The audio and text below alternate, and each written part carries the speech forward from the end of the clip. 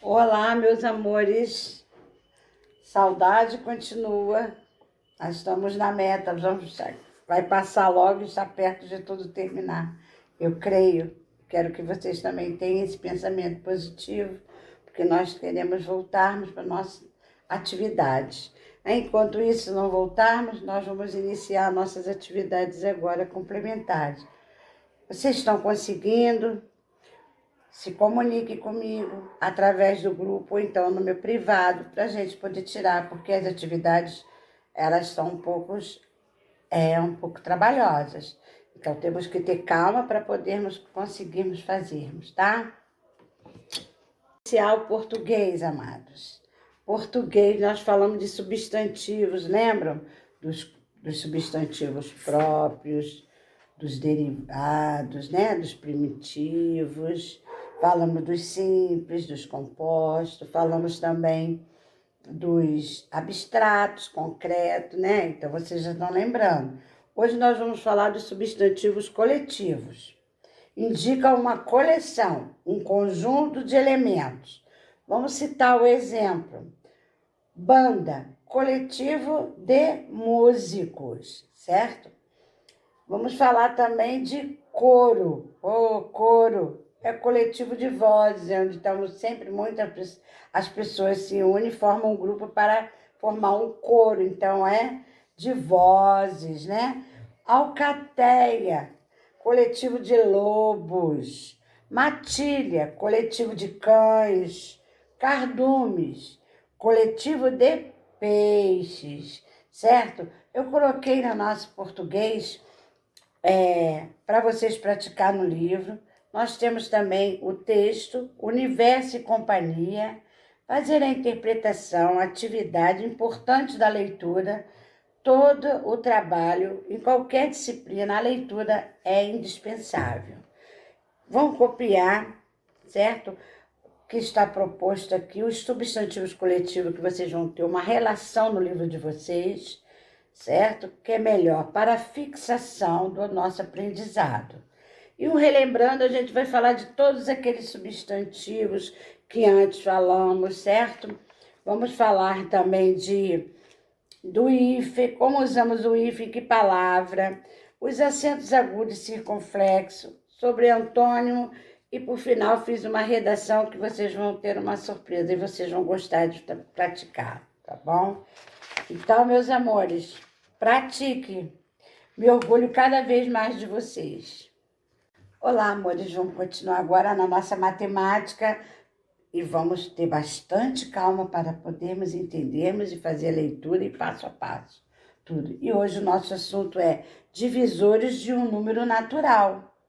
Um número natural é divisor de outro se a divisão entre eles for exata, não pode sobrar resto. Por exemplo, 3 é divisor de 6. Por quê? 6 dividido por 3 é igual a 2 e não deixa resto. Mas não é só o número 3 que é divisor de 6. Observe outros divisores. 6 dividido por 1 é 6. Então, 1 é divisor por 6. 6 dividido por 2 é 3. Então, 2 é divisor por 6. 6 dividido por 3 é igual a 6. Então, 3 é divisor por 6. E 6 dividido por 4, 4 não é divisor por 6. 6 dividido por 5, 5 não é divisor por 6. Mas 6 dividido por 6 é igual a 1. Então, 6 é divisor por 6. Portanto, o divisor de 6 é 1, é 2, é 3 e 6. O número 1 é o divisor de qualquer numeral de número natural. Exemplo, 3 dividido por 1, 3. 32 dividido por 1, 32. Todo número natural diferente de 0 é divisor de si mesmo. 5 dividido por 5 é 1. 46 dividido por 46 é 1 também. O maior divisor de um número natural é o próprio número. Exemplo, vamos fazer divisores de 9. 9 dividido por 9 é 1. 9 dividido por 3 é 3, né? Então, vamos lá. O maior divisor de um número natural é o próprio número. Então, ficou sendo que os divisores de 9 é 1, 3 e 9. Observação. Nenhum número natural é divisível por 0, ok? Vamos continuando aqui, né? Falar dos divisores. O divisor de um número natural é outro número pelo qual ele pode ser dividido sem deixar resto. Então, preste bem atenção. Os números 1, 2, 3 e 6 são divisores de 6. Portanto, 6 é divisível por 1, por 2, 3 e 6. Repetindo de novo, 6 dividido por 1 é 6. 6 dividido por 2, 3. 6 dividido por 3, 2. E 6 dividido por 6, 1. Essas divisões foram exatas. Também é possível dizer que 6 é múltiplo de 1, de 2, de 3 e de 6. Por quê? 1 vezes 6, 6. 2 vezes 3, 6. 3 vezes 2, 6. 6 vezes 1, 6. Porque a divisão não é inversa com a multiplicação. É por isso que eles são múltiplos. Logo, 1, 2 e 3 e 6 são divisores de 6. Escrevemos, então, divisores de 6 é 1, 2, 3 e 6, certo? Para fazermos esses divisores, vocês vão ter aí no conteúdo, até no livro de vocês, como quando a gente vai saber os divisores, a gente coloca o D, entre parênteses o número assim pedido, e em chaves vocês colocam os divisores, correto? O menor divisor de um número natural é o número 1. Os divisores de um número natural são finitos, onde o menor divisor é o número 1 e o maior divisor é o próprio número. Como vamos ver o exemplo de 8. Os divisores de 8 é 1, 2, 4 e ele mesmo, que é o 8. Vamos praticar determinando os divisores de 32 menores que 24. Para a gente sabermos como vamos fazer e ver os divisores de 32, nós devemos dividir por 1, para ver se vai ser divisível por 32. 31 dividido por 1, 32 dividido por 1 é 32. 32 dividido por 2 é 16. E 32 dividido por 4 é 8. 32 dividido por 8 é 4. 32 dividido por 16 é 2. Então, 32 menores que 24, os divisores são o 1, o 2, o 4, o 8 e o 16. Observe que apenas aonde ocorre divisões exatas estão os divisores. As que possuem resto não são divisores, certo? Vamos praticar no nosso livro, hein? Vamos continuando nos números primos. É um número natural que tem apenas 2 divisores diferentes, o número 1 e ele mesmo. Vamos falar um exemplo? 13 dividido por 1, 13. E 13 dividido por 13 é 1. Então, é 1 e ele mesmo. Divisores de 13 é 1 e 13. 47 dividido por 1, 47. E 47 dividido por 47 é 1. Então, os divisores de 47 é 1 e 47. Esses são os números primos. Repare que esses números naturais têm divisão exata apenas para o número 1 e ele mesmo. Com os outros números, para divisores, os resultados ficam com restos. Vamos ver o conhecimento de um número primo. Para sabermos se um número primo, devemos dividi-lo sucessivamente pelos números primos menores que ele, até que o quociente seja menor ou igual ao divisor. Se a divisão não for exata, o número escolhido é primo, certo? Vamos observar outros exemplos dos números primos. Divisores de 2. é 1 e o 2. Divisores de 3 é 1 e 3.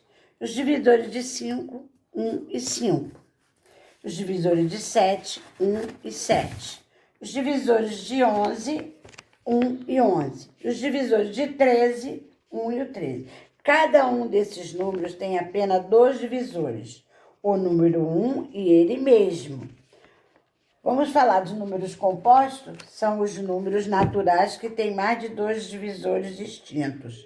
Divisores de 4, agora tem mais do que números divisores distintos. 4, divisores de 4 é 1, 2 e 4. Os divisores de 36 é 1, 2, 3, 4, 6, 9, 12, 18 e 36. Esses números têm mais de 2 divisores, correto? Para relembrar, para fixar, o único número par primo é o 2. Nem todo número ímpar é primo, mas todo número natural par, além do número 2, é composto. Prestem atenção, divisor de 4 é 1, 2 e 4, por quê? 4 dividido por 1 é 4, 4 dividido por 2 é 2 e 4 dividido por 4 é 1, certo? São compostos. Nos outros números pares terão 1, o 2 e ele mesmo, como mínimo 2 divisores, correto? Nós ainda vamos, não fiquem nervosos, nós vamos conseguir, retornando, vamos ter outras aulas sobre isso. Eu sei que vocês já pegaram, certo? Eu fiz um relembrando para vocês, um relembrando é tão bom, não é verdade? A expressão numérica, para a gente não esquecer, que vocês, botei coisas para vocês vão praticando. Os termos desconhecidos, que é o valor do quadrado, os problemas e um arma efetue, certo? Tirando a prova real para a gente poder não deixar esfriar, porque eu sei que vocês gostam de conta. Vocês adoram a arma efetue. Continue praticando. Você é um campeão, você é uma campeã, certo? Vamos lá em ciências agora. Vamos relembrar em ciência, relembrando sobre a água, que é fundamental e indispensável para os seres vivos, animais e plantas, e o ser humano. Serve para diversos fins, como uso doméstico, higiene e alimentação, para agricultura e irrigação de lavouras, em vários processos industriais, de via de transporte, na geração de energia, movimentar máquinas, gerar eletricidade nas usinas hidrelétricas. O estado físico da água, você lembra? Que nós falamos do estado físico da água, que ela pode ser encontrada na natureza em 3 diferentes estados físicos: sólido, líquido e gasoso. Sólido, estado sólido, gelo, neve, iceberg. Estado líquido, rios, lagos, cachoeiras e mares. Estado gasoso, vapor d'água. Não podemos ver a água no estado gasoso, porque é aquela evaporação, né? Aquela coisa da água. Bota uma roupa na corda, a roupa seca, então a água evaporou, né? As mudanças do estado físico da água. Vamos falando já de vaporização. É a passagem do estado líquido para o gasoso. Ela pode ocorrer de 2 formas: evaporação e ebulição. Se colocarmos a bacia com água, aquilo que acabamos de falar, exposta ao calor, o calor solar, do sol, né, veremos que a água some da bacia. Isso ocorre porque ela evapora, torna-se vapor de água, que é invisível, leve e sobe para a atmosfera. Quer dizer, a água evapora e vai subir para a atmosfera. Esse fenômeno lento de passagem para o estado gasoso é chamado de evaporação. Quando a água ferve, é possível observar Preste atenção. Tem que ter cuidado com água no fogo, mas podem observar em casa, quando a mamãe estiver fazendo, a formação de bolhas de vapor. Esse fenômeno é chamado de ebulição. É a passagem rápida da água do estado líquido para o gasoso. Em regiões abaixo do nível do mar, ela ocorre 100 graus centígrados. A água que está fervendo não aparece, ela evapora, ela vaporiza, ou seja, torna-se vapor, certo? Condensação consiste na passagem da água em vapor para o líquido. Ela pode ser observada quando suspendemos a tampa da panela em que a água está fervendo. Quando a água está fervendo, a gente tira a tampa. E observa-se que na tampa está aquela água que está fervendo e a tampa está... O vapor da água se transformou nas gotas.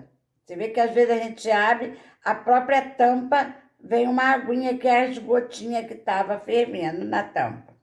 E escorre pela superfície. Exatamente isso que eu estou falando. A água fervendo, a panela está tampada, ferveu, tirou a tampa e você vê a água que ficou condensada. Condensação. Solidificação. Quando colocamos a água no congelador, ela vai perdendo calor. Depois de algum tempo, a água líquida torna-se o quê? Gelo. Essa mudança do estado líquido para o sólido recebe o nome de solidificação, né? Você vê quando você bota a água nas cambuquinhas do gelo, né? Que forma o gelo, coloca lá, vai líquido e forma o gelo, solidificação, certo? A fusão. Se tirarmos o gelo do congelador e o deixarmos em um prato em temperatura ambiente, ele recebe o calor deste ambiente. E aos poucos vai derretendo e passando para o estado líquido. A passagem da água do estado sólido para o líquido é chamada de fusão. Tiramos a cambuca de gelo e colocamos num prato, no ambiente da cozinha, daqui a pouco você vai observar que o gelo se transformou em líquido, que é uma fusão, certo? Eu preparei, que nós vamos praticar no livro, tem a leitura, toda matéria, disciplina tem que ser lida no livro e no material que nós estamos fazendo aqui para vocês também, certo? Que ajuda muito, né? Então, vamos praticar no livro. Qualquer coisa me pergunte, fala comigo, que a gente... tem alunos que já estão fazendo isso, estou gostando de ver. Que aí a gente já tem uma mensagem, uma troca de aprendizagem, né? Então, eu fiz também umas perguntas para vocês, certo? E vocês leiam para responder com atenção, porque amo muito vocês. Vamos falar de geografia e hoje nós vamos falar de quê? Já falamos de indústria, não é verdade? Agora nós vamos falar de comércio. Comércio não é só bom para comprar não, hein? Comércio é bom para a gente saber, aprender tudo que vamos ter dentro de um comércio.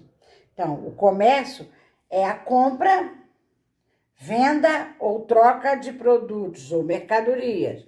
Quando feito dentro do país, entre os municípios e estados, chama-se comércio interno, dentro do país. Quando é feito entre países, é chamado de comércio externo, que é para fora do país. A prática de quando o país vende mercadoria para outro país é exportação. Ele está exportando, quer dizer, é externo. O Brasil exporta desde produtos básicos como milho, carne de frango, soja, carne suína, café, petróleo bruto, ferro, celuloses, couro e peles e até produtos manufaturados como suco de laranja, gasolina, aviões, máquinas e muitos outros. Entre os produtos importados, comprados de outros países, por nosso país, estão o trigo, aparelhos elétricos, produtos químicos, farmacêuticos e etc. Nosso comércio internacional é realizado, em primeiro lugar, com a China, em segundo lugar, com os Estados Unidos, em terceiro lugar, com a Argentina. Isso não significa que o Brasil não comercialize com outros países, mas estes são os maiores compradores dos produtos brasileiros atualmente. Tanto o comércio interno quanto externo são indispensáveis para a economia do país. O comércio feito em lojas, supermercados, feiras, shopping, center, é chamado de varejo ou comércio varejista. Já aquele feito em grandes quantidades, chamado de atacado ou comércio atacadista. O comprador é conhecido como consumidor. Para facilitar a distribuição dos produtos, o comércio precisa de boas vias de transporte e de bons sistemas de comunicação. Para saber mais, o Brasil passa a ser o terceiro maior exportador agrícola, mas o clima ameaça futuro, certo? Nós vamos ler na página do nosso livro, praticar também no nosso livro. Eu preparei para vocês também as perguntas aqui, para vocês. Tem no livro, tem no nosso material aqui. Tem uma pesquisa para fazer em seu caderno de geografia. Faça com calma. Tudo vai dar certo. A gente, qualquer coisa, continuo falando para vocês se comunicar comigo. Mas eu tô vendo que vocês estão se dedicando, amores. E cada vez mais me orgulho de vocês, tá? Se dediquem. Vamos falar de história agora, amados. E nós vamos falar da República Populista. Nós estávamos desde a Era Vargas e vamos continuar na República Populista, de 1945 a 1964. Após o fim do Estado Novo, em 1945, o presidente da República, os governadores, os prefeitos voltaram a ser escolhidos por voto entre 1945 e 1964. O Brasil vivenciou o auge dos governos populistas, em que tomam medidas visando ganhar o apoio da população. Suas principais características são o carisma, atitudes paternalistas e autoritárias. Eurico Gaspar Dutra, em 1946 a 1951, no governo Dutra, foi elaborada uma nova Constituição, construída a rodovia Rio-São Paulo e inaugurada a hidrelétrica Paulo Afonso. Também foram fechados sindicatos e os sindicalistas da oposição foram presos. Getúlio Vargas, em 1951 a 1954, eleito novamente desta vez por vias democráticas, Vargas adotou um novo governo, uma política de defesa das empresas nacionais. Foram criados o Banco Nacional de Desenvolvimento Econômico, o BNDE. A Petrobras, responsável pela extração de petróleo, e a Companhia Vale do Rio Doce, para a exploração e exportação de minérios de ferro. Sendo que João Café Filho, em 1954 a 1955, vice-presidente de Getúlio Vargas, assumiu após a morte dele e seu governo teve características conciliadoras e contou com a participação de milhares de empresários e políticos. Buscou reduzir os gastos públicos para combater as dificuldades econômicas. Mas não parou por aí.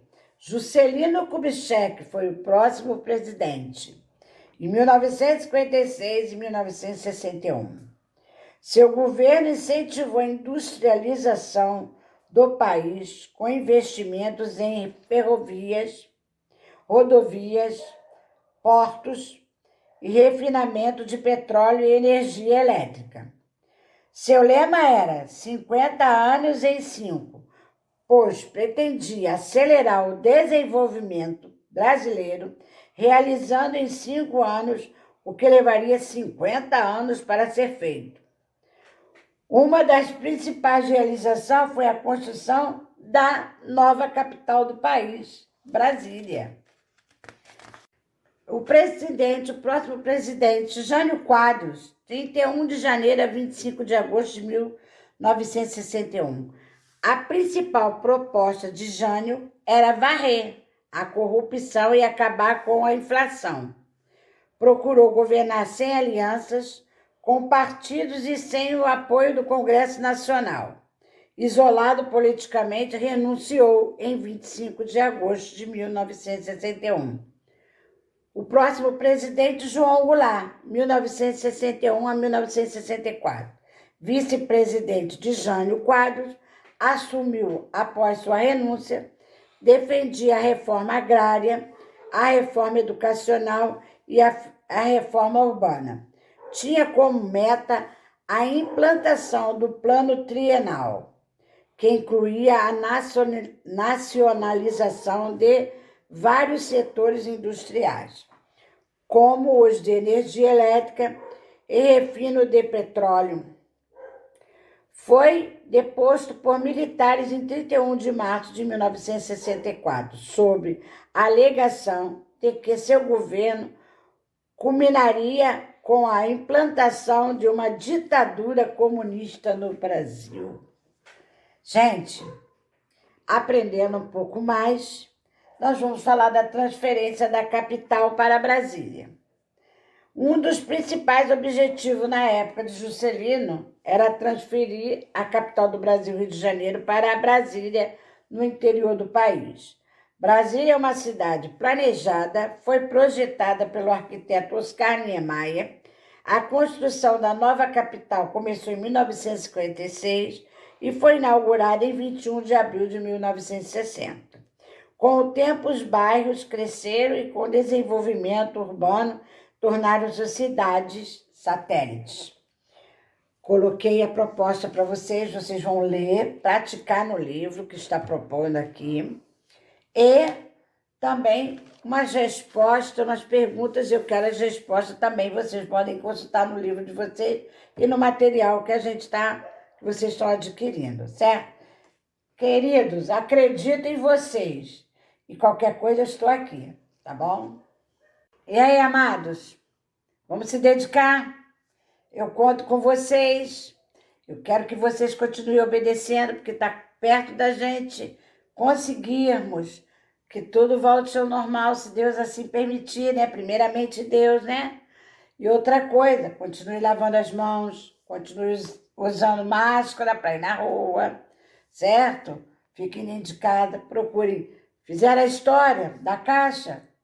Daqui a pouco vai ter outra história, hein? E outra coisa, se dedique. Se tiver dúvida, falem comigo, eu estou aqui para isso. Estou muito com vontade de estar junto com vocês, porque eu sei que a nossa aula a gente tira dúvida e tal. E assim fica uma coisa que vai depender muito da dedicação de vocês. E eu sei que vocês estão se dedicando, tá bom, meus amores? Beijo no coração, amo vocês de paixão, muita saudade, mas com muita vontade, sabendo que vocês estão se dedicando no novo aprendizado. E ó, coração para vocês, de tudo que é jeito, amores, amo vocês. Tchau, fiquem com Deus. Com Deus.